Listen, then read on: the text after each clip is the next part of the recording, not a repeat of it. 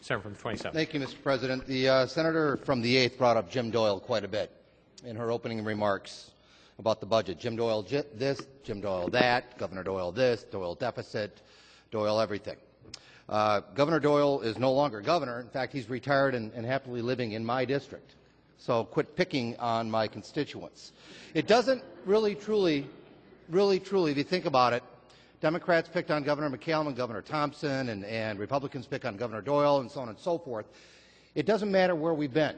What matters to the people of Wisconsin right now on both sides of the aisle is where we're going. Where are we going as a state? And where we're going as a state right now, in our opinion, isn't the right direction. And where we're going as a state right now is driving us off a cliff. This budget, much like the legislation we've dealt with in this chamber, is based on fear and paranoia. It's based on disinformation. It's based on falsehoods. It's based, in fact, on some lies. That's what this budget is based on. And it's done so quite smartly to basically go after the types of things that the Republicans and the governor have gone after in this budget. This budget is setting our schools, our parks, our prisons, our local government, our state government, our county government. This is setting up our UW system, our technical school system, all of it. This budget is setting up all of that to fail. All of it. And if, in fact, Governor Walker is here from 2 years from now, I guarantee you he will be back talking about how bad our K-12 education system is. He will be back talking about how bad our technical school systems are. He'll be talking about how the state parks have just gone to pot, so to speak. He'll be talking about how bad our roads are. He'll be talking about how bad everything is in the state of Wisconsin. See, it's really quite simple. If you look into this budget, you can see 2 years from now if Governor Walker is still here. First of all, you go after collective bargaining. And the reason why you go after collective bargaining is it's a lot easier to get rid of a public employee at the local level or the state level if the union isn't strong. And the reason why they want to go after the public employee at the local level and the state level is so it's easier for corporations to come in and take over those jobs. You combine the fact that we're getting rid of collective bargaining as we know it here in the state of Wisconsin, then you cut funding to K-12 education, to local units of government, and to everything else, and they're going to suffocate. Middleton may not be able to do what Middleton does right now with its public employees because they may not have the budget to do so because of the budget cuts they're taking a look at and because of the cost controls put on them. Same thing with Dane County, same thing with even Waukesha County. Take your pick. So as a result, what's going to happen is local units of government and county governments will have to lay public employees off. It's easier to do that now. I've been saying this for a long time. You can lay off the snowplow drivers, but it's still going to snow in Wisconsin. The grass still needs to be cut, garbage still needs to be picked up, roads still need to be patched. You can lay off teachers, but kids still need to be taught. But what's going to happen in our K-12 education system, our public school system now, if the governor has his way truly on school choice, is our public schools will become institutions for kids who can't get into private schools, because private schools can say no. So one of the absolute positive best things about the state of Wisconsin, our K-12 education system, is in a lot of trouble. But it's designed to be that way. There are corporations that have hired lobbyists for schools, for prisons, for health and family service programs. We all know that. They see a lot of money here in the state of Wisconsin. These are multinational corporations that can't improve their bottom line overseas, so they are turning to the states. That's what's going on. And it's not just in Wisconsin. It's in other states as well. So we say to our family member or our neighbors or our friends or whatever the case may be, look, you're a really dedicated public employee, and I know you got 25 years of service in, and you're great, but see ya. So long. Thanks.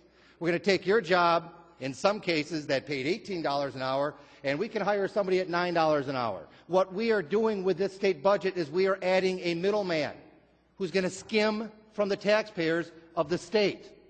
The middleman are the Koch brothers and all sorts of other corporate interests that all of a sudden love Wisconsin because we have a governor who has set the table.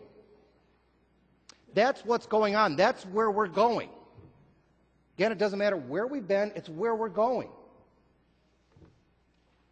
Where we're going is Wisconsin Incorporated. Where we're going is a hostile corporate takeover of Wisconsin. Where we're going is to unaccountability land. Once we give over that money, sign those contracts, they are no longer public employees. They are not accountable to us, the taxpayers. So when there's a problem, we have to call some corporation somewhere. One of the best things about this state is the accountability of its tax dollars. And the accountability starts with the public employee. We all have them in our districts. We all know them to be very, very dedicated at what they do. Otherwise, truly, they wouldn't be there. Because as a whole, the amount of money they make isn't an awful lot. Yeah, they get some benefits. Yes, they have insurance. Yes, they have a pension. But to say that it's their fault is absolutely positively wrong. To have a governor elected and not come in and even sit down and talk to them about how things can be better, not only at what they do and how they do it, but fiscally, how can we save some money, is wrong. The governor has done a very, very successful job in creating a lot of fear and panic here in the state, a lot of fear and panic here in the state. Speakers before myself, with the exception of the senator from the 8th, have touched on it very eloquently.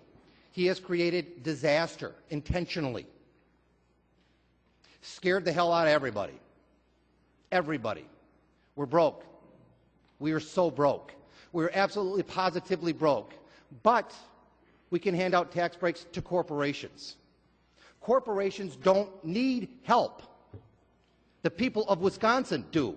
The people who work for the corporations need the help. The people who have paid through their tax dollars for programs like Badger Care, who are now eligible for Badger Care, are the ones who need help. And even in the toughest of times, there is absolutely positively no excuse to take out your budget frustrations on those who can't necessarily fend for themselves right now. There isn't any excuse for that. I'm talking about kids in classrooms that now might be 18 or 20, may turn into 30 or 35. I'm talking about senior citizens and senior care. We heard the other day on the floor how we have asked Governor Walker to please, oh please, Governor Walker, defend senior care, when in fact his Health and Human Service Secretary, who he picked, told me he wouldn't. In my office, in front of witnesses, I said, will you do everything you possibly can to protect senior care? He said, no, I can't guarantee that. Senior care especially. How difficult is it the other day to just include a minor amendment from the senator from the 3rd to basically just say, tell the governor to go out and do what he can to save senior care. Guys couldn't even do that. So when it comes to the priorities, and I know most of you very personally, I get along with most of you just fine. I know for most of you, if you actually had your way, the budget probably would look a little bit different. If you guys actually had your way, we wouldn't have been in the mess that we've been in the past few months here in Wisconsin, if you guys had your way, but you guys obviously didn't necessarily have your way. We as a state and we as a Senate, collectively, Democrats and Republicans, are so much better than this. We are better than this. We all have our different ideas about how we want to get to where we all want to be, and where we all want to be generally used to be sort of at least in the same ballpark, if not in the parking lot. This isn't the Wisconsin way. This isn't the way we do things here in this state. We have always been a compassionate state, no matter what, no matter how bad the times are. If somebody needs some help, we help. If somebody needs a lift up, we lift them up for a little bit. We help them out. Despite what I've heard from the outer ring, Mr. President, about all of these scary stories, nobody chooses to be on Badger Care. Nobody chooses to be unemployed. When was the last time you were unemployed and had to live off of that? It's impossible. Nobody chooses when they're having a tough time in their life. Nobody chooses to have a tough time and think, well, I can get this from the state, and this from the state, and this from the state. Nobody does. If given the choice, everybody would be working. If given the choice, everybody would be living in a house. That's not going to happen here in Wisconsin right now under this budget. Absolutely not. This budget is an assault on the middle class. It's an assault on senior citizens. It's an assault on people who can't necessarily fend for themselves right now. We can do so much better than this. I don't care how bad you think the times are. Because they're not nearly as bad as you make it out to be, but you know that. The rest of Wisconsin may not know that, but you know that. In the end, Mr. President, we'll have to live with this budget. The Republicans will have to defend this budget over the course of the summer, into next fall, into the winter, and so on. These are explanations that the Democrats don't have to give as to why Republicans did this or the governor did that. We quite frankly can't answer that question because we don't know. We don't know why they did it. But this budget, as it is right now, isn't Wisconsin. It does more harm than it does good. And the only people really truly benefiting from this budget as it stands right now are nameless, faceless, pulseless corporations who don't even they fly over Wisconsin.